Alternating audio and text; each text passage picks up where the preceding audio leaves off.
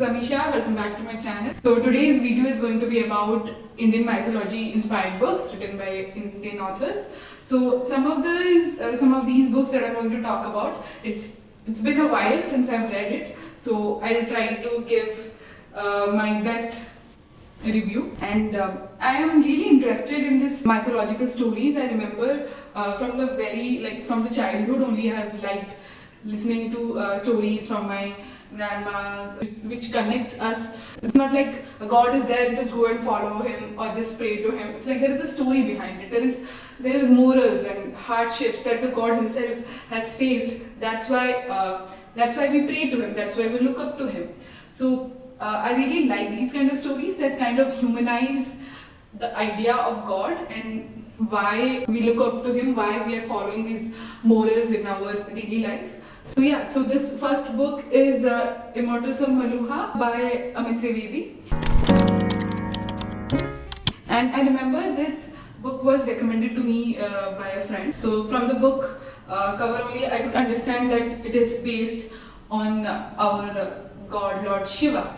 So I was very interested in that. So I'm going to give you a very just review of the series. I've completed the whole series. The book has the Immortals of Meluha. I don't have the books right now, so you'll probably see the book cover somewhere here in the screen. So the first book was the Immortals of Meluha, the second was the Secret of Nagas, and the third was the Oath of Vayuputras.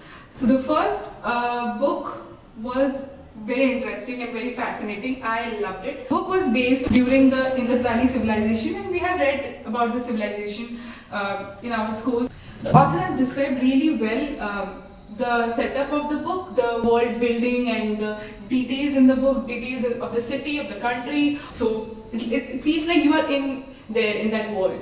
So it's really nice. The country was divided into two parts. So the one part where the book is majorly based on is Meluha. So it is ruled by Suryavanshis, and the other part was ruled by Chandravanshis. So basically the Suryavanshis are obviously, and they both are enemies. So the Suryavanshis are hoping for a messiah or a leader who will come and save them and like help them to win this battle against the Chandravanshis basically. Shiva, a tribal leader, comes to the country, and from there the journey starts. What I liked about this book was the narration was very captivating, and also like the blend of mythology with fiction. Sati and Shiva's strong bonding was a very good. So these are some of the things that I really liked. Some of the things that I didn't like, where sometimes the pacing was a little bit slow, and also some of the side characters were not that developed. So these are some of the cons. So the second book was The Secret of the Nagas, and I think this was my favorite book in the whole series because there was a lot of twists and turns. Mystery build-up in the first book was like revealed in the second book. Shiva's understanding of evil was questioned.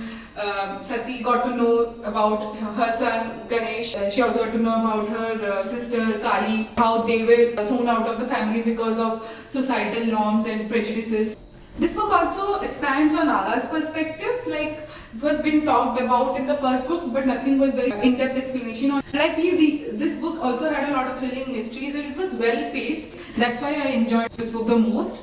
And the last book in the series is The Oath of Vayuputras. I was really kind of bummed in this series because Sati died. I know in Indian mythology Sati died, but still I was like hoping that this might not happen here, but it happened. Yeah. So yeah, for whoever has not read the book, sorry about the spoiler. Shiva faced betrayals, and he got to know like Somras, which is basically Amrit. It is good, but he got challenged. He understood that it is used by elite people, and they are not going to stop the production, and like it's harming a lot of people.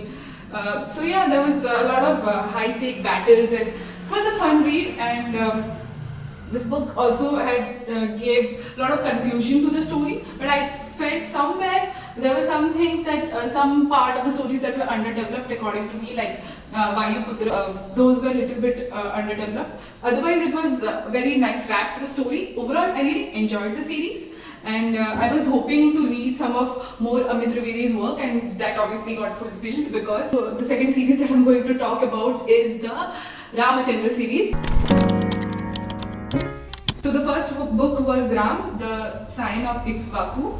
The second book was Sita, the warrior of Mithila. The third book was Ravan, the enemy of Aryavarta, and the third book was the Battle of Lanka. This whole series is set like, I think, almost 100 years before the events of Meluha. So it is like the prequel of the Immortals of Meluha. So how the civilization of Meluha was set up basically.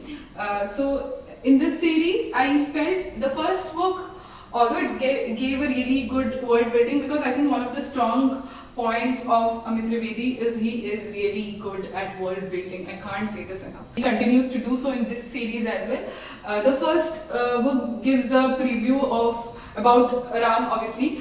The first book was nice, but I thought some parts of the book was dragging. I think the second book I liked better. Sita, the warrior of Mithila.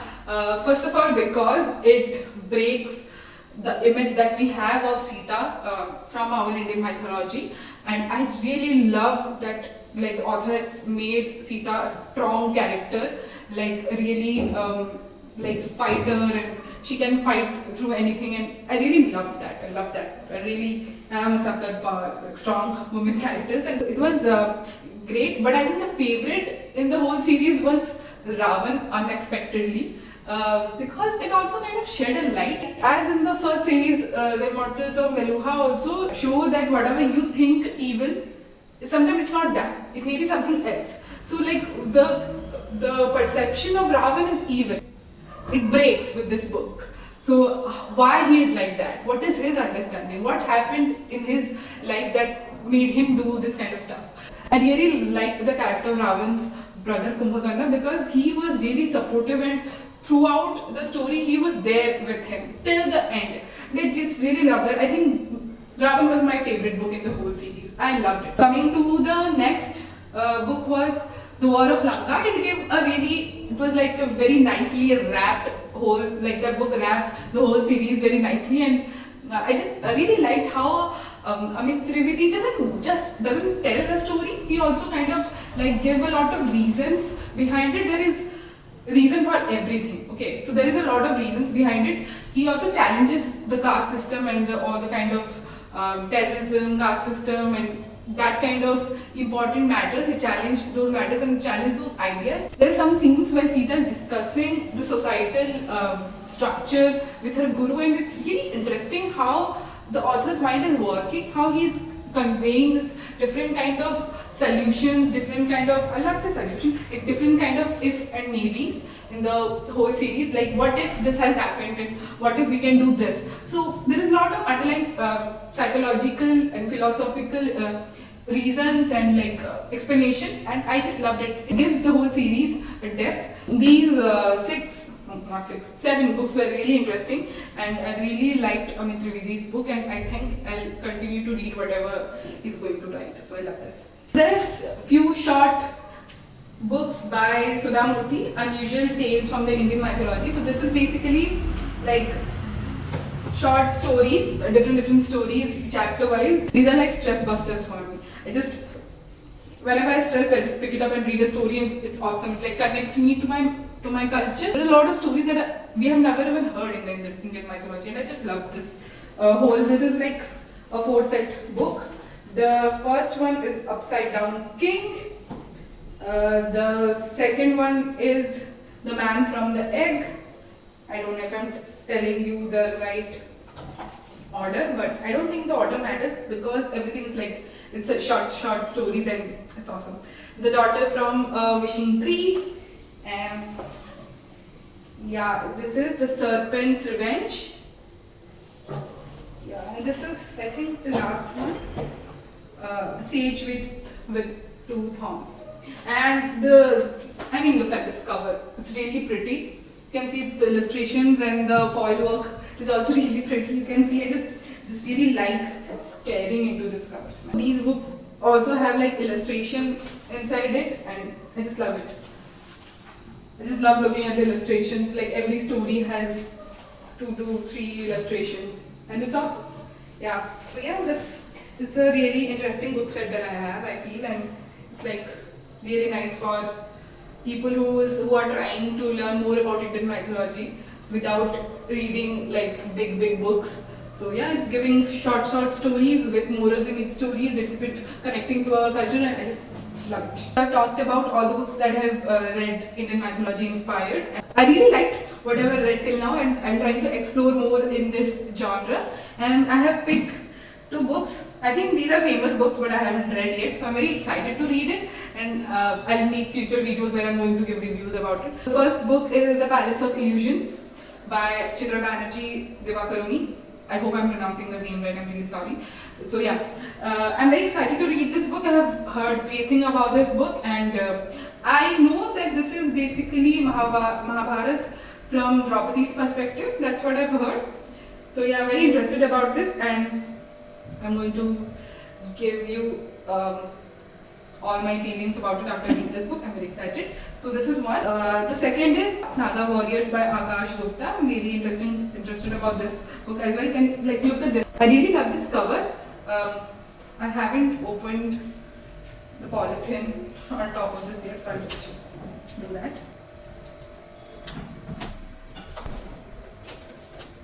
One eternity later. It's taking me so much time. Sorry. So this is the Naga Warriors Battle of Gokul Volume 1. I think it has a lot of volumes. So this is the first book. I picked this book in a book fair. So it's just very spontaneous buy, and I want to try it out. So I'll just read the back of the summary for you, so maybe you guys will also be interested. To prepare for the future, our ancestors created the Naga Sadhus, a clan of warriors for the protection of Dharma. As proclaimed by Adi Guru Sankaracharya in the 8th century, this sect of Shiva devotees has stood firm, living selflessly and fighting fearlessly. For centuries, they have died the death of heroes, serving and saving Dharma in the temples. In the year 1757, 111 Naga Sadhus borrowed the majestic weapons of the idols of their gods. Fueled by their belief in Lord Shiva, they gathered invincible courage to protect the temples of Gokul. They stood as an indestructible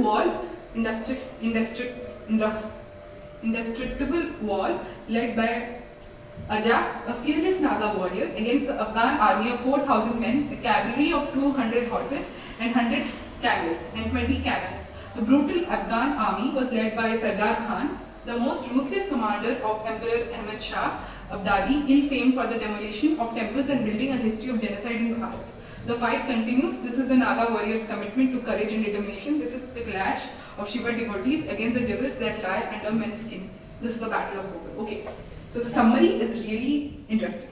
So it feels like I'm going to go to a battle right now. So I can see some illustrations, like simple illustrations in the book in front of the chapters. Like you can see this. This is a weapon, as you can see, and also like this Krishna's peacock feather. So yeah, I'm very interested about this, and I'll let you know about this book as well. So yeah, that's it for today's videos, guys. I have given you a gist of my book reading journey in Indian mythology, and I'm very excited to read these books as well. And I'm going to let you know whatever I felt about this book as well, about these books as well. So yeah, so I'll meet you in the next video. If you have enjoyed this video, please don't forget to give a thumbs up, subscribe and comment, you know the drill. Come on guys. So don't forget to recommend some of your favorite books by Indian authors. I'm very excited to see your recommendation as well, and I'll add it to my TBR. So bye guys, happy reading.